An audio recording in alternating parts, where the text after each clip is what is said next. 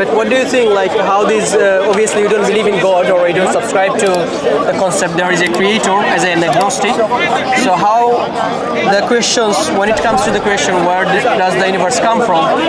Now, for me, I don't know, so I cannot take a position. That's my, I don't have the knowledge because there is no proof. But do you have, it's a question of existence, isn't it? Yeah, So I don't have the answer, so for me I cannot take position because I don't have like a good reason to believe that there was a creator. But I'm open to the question, not then why do you not accept there is a creator, this concept? No, it's possible. It's possible. But I cannot say, I don't have any good reason to believe that it's this one or the other one. Yeah, but do you accept there is a creator? It's a possibility. It's a possibility. All right. I didn't find a good reason to believe that that's the truth. I mean, sometimes it's good to be skeptical about things, but in our life, we always make decisions. Yeah. So imagine now you've got 5 restaurants in that street and you're hungry. Yeah. If you're a skeptic, true skeptic, you will never be able to make a decision, and you'll never be able to eat anything, and you'll go hungry. Yeah. But in practice, what we'll do in real life, you will choose one. Yeah. So you're going to be pragmatic, and you will choose one. So sometimes life tells us to be pragmatic in our approach and make the decisions. So when it comes to existence of God, there's only 2 options: God exists, God doesn't exist. Yeah. So actually, it's not that difficult. It's not like out of 20 million options, only 2 options. So when you check each of the options and you look at the reasons for valid or not in the options, that's not a valid option to take. Like if there was no God, for example, there should be nothing. No God, no originator, no creator. No. God is meaning the one who brought about this universe, the one who originated this universe. Then there is one question: who is this God? Is this one? That's the question to ask later once you affirm. So once you say one option is there is no God for this universe, then why is this universe in the first place? Maybe I'm just saying I don't know. No, it's not I don't know. I am telling you how to make that decision. Yeah. So once we know if there is no God, then there is no creator, then we expect nothing of a creation. No creator means there should be no creation. If we have a creation like this world, then the question about that there was no creator is meaningless. It doesn't make sense. How can you have a creation without a creator? No, you do know. You cannot. You cannot have something like, for example, you cannot have a book with all this sophisticated writing, of collation of different manuscripts over 14 centuries. Look, this is a book, just to give you 17 manuscripts or 19 manuscripts over 14 centuries.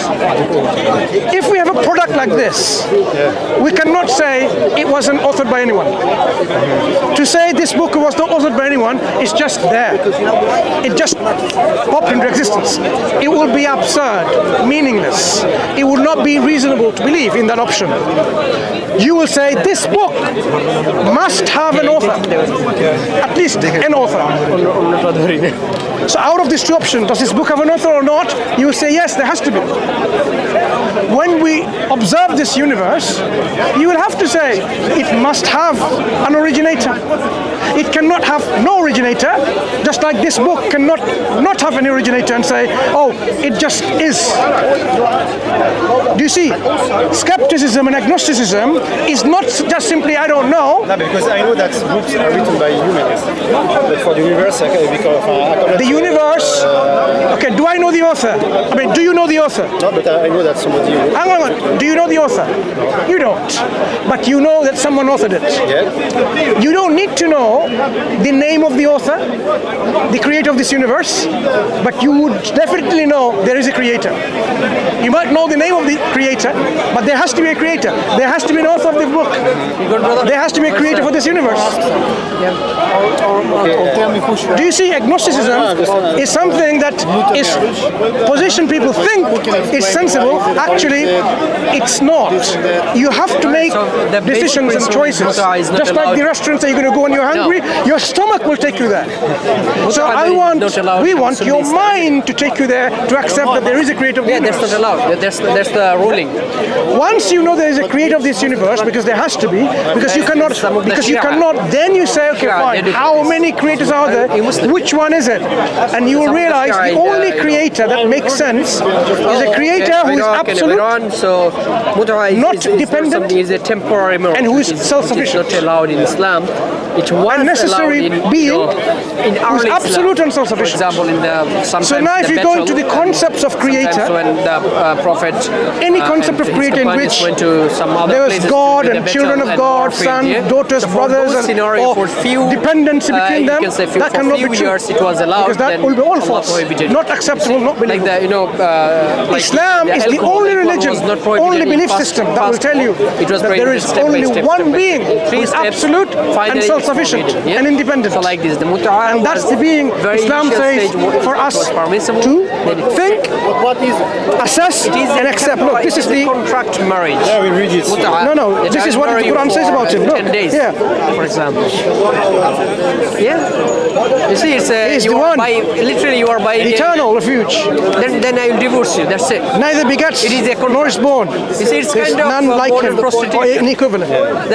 Totally unique, self-sufficient, absolute, independent, unique, and one. That is what your heart and what your mind will be happy with and content with. Because a belief system in which this is God, this is God, this is God, you will say it doesn't make any sense. Or man is God, or a woman is God, it will not make any sense. But there are religions out there that tells you that.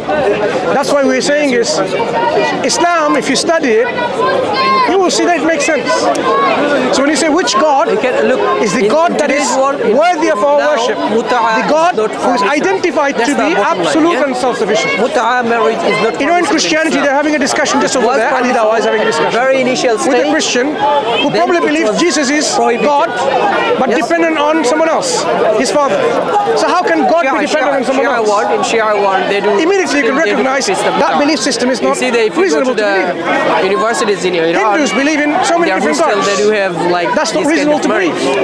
You see, because you can only have one such being who is absolute. If there's more than one absolute God, what's going to happen to the world? They'll fight over each other. Study, they are going back. One God would say, I want now snow and rain. Other God says, no, I want sunshine.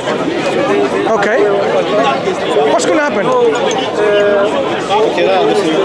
Yeah. So your position is a position of a starting point, but you need to take it in your journey to say, yep, I need to make that decision because it makes sense. Because if it was like something like, I don't understand anything. There's two mathematical equations. I don't understand any of that, any of the maths. It will be difficult for you to accept which one is the right solution. But when it comes to the existence of God, the Quran tells you who he is. At the time of the Prophet as well. The Bible tells you who he might be. The Hindu books might tell you who he might be. You can choose which one makes sense and which one has to be the truth. Where are you from? So decisions can be made there quite easily and quite, frankly, like having contentment in the heart. Just like your stomach will be quite happy to say, out of all this, I'm going to take that restaurant, and then when you go there, you eat some food, you're going to recommend him next time. Yeah.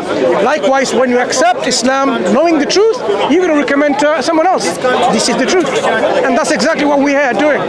We are recommending others because it is the truth. Because we have internalized the truth ourselves. You do what other people do.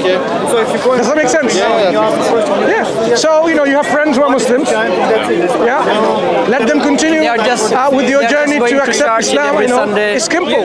To become a Muslim, it's not like you have to go somewhere and do something funny. It's just recognition in your heart, declaration in your tongue, and doing the action affirmations. So when you declare with your tongue, from the affirmation of your heart, just say, there is no God worthy of worship except Allah and Muhammad is the messenger of Allah.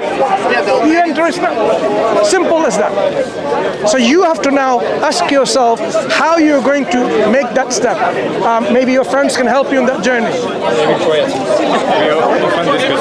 Yeah? Is there anything that still you think need confirmation, clarification, that we can help you with?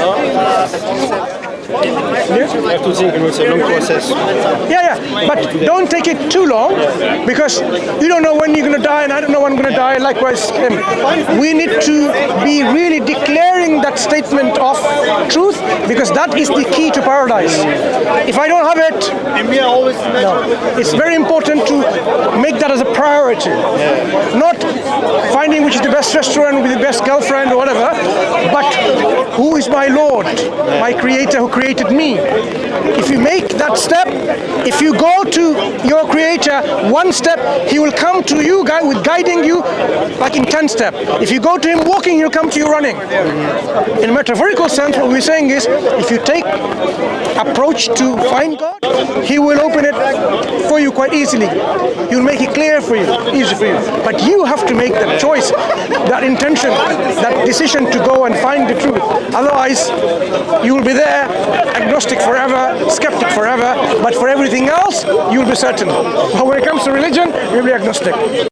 يا أيها الذين آمنوا استعينوا بالصبر والصلاة إن الله مع الصابرين